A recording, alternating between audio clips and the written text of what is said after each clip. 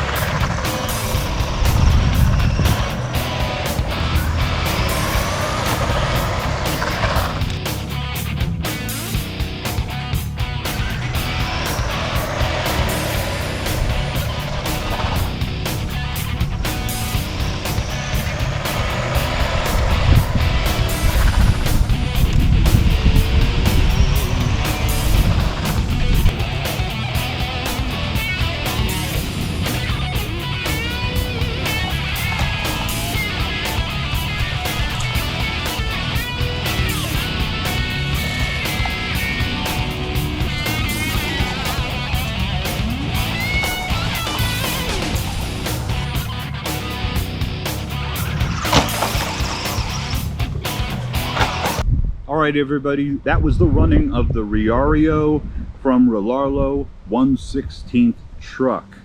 And as you can see, this is a clipless body, has a little latch there, very similar to what you see on the Traxxas cars. So there's no pins to pull. You literally just take this thing and then it will scoop down underneath there, and it will latch onto the base of the truck right here on this back post right there. And then it's actually, after you push this down and then you latch the thing in, it's connected and you don't have to do anything else. There's also a bunch of lights on here. You got lights that are on the front here and up on the top, and then it has brake lights that are in the back, which is what these two wires are that are dangling from the car. It has a 390 cam that's in there with a red heat sink on top of it, and that is an 18,000 RPM motor. When it came to the turn radius on the servo, it didn't really have the power it needed to be cutting through the grass. When it came to the torque that the motor needed to be doing the little jumps we gave it, it didn't really have that either. And then when I was finished up, the bottom of the motor, meaning literally through the plastic, was hot. It was super hot. And that was running it on its 7.4 1800 milliamp battery that it came with. And the battery even got hot. Did I get a bad one? Did I get a one-off on this car? Not really certain, but I will say this. Between both of the cars that I ran, this red one here and yesterday's little green 1/18 scale, the little green was the Slayer. This was the quicker car. This is the one that was able to handle those little jumps that we put it through. As a matter of fact, I'm probably going to take it out because I put a couple jumps up for this guy, and I want to now see how this one does. But between the two cars, I'd have to say I'll give the nod this way to the 1/18 scale. So if it was up to you and you had to go out and you had to purchase the car, if you have both, I'd be interested in the comments to see what you thought as far as how they compared. But for me, it felt like there wasn't enough power here. It needed more power on this car.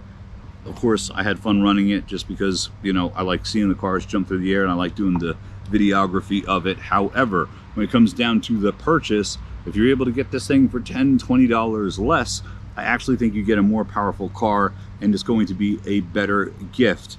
As far as the hobby grade and upgradability of this car, it would be very difficult for you to take this and put a 540 or 550 cam in, because that's all Dremel work.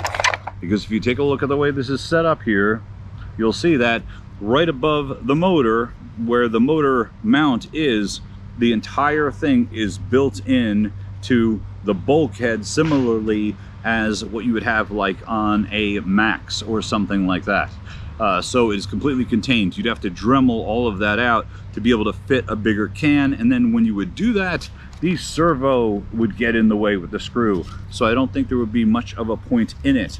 It ran terrific on the pavement and on the driveway, as you can see, but when it came to getting this thing just carving out through the grass, it was giving me a hard time in comparison to the green one. Sort of like this bug that's in my face. I could only get rid of it. In any case, now you have it. You have seen the video between both of these cars. If you watched the first video, which was the little green guy right here, which I fell in love with, I think is absolutely awesome. And then you have the 1/16th. So 1/18th and 1/16th, and I'm giving the nod to the 1/18th. I hope you enjoyed the video. This is John from Red Viking Hobbies. I hope I see you out there.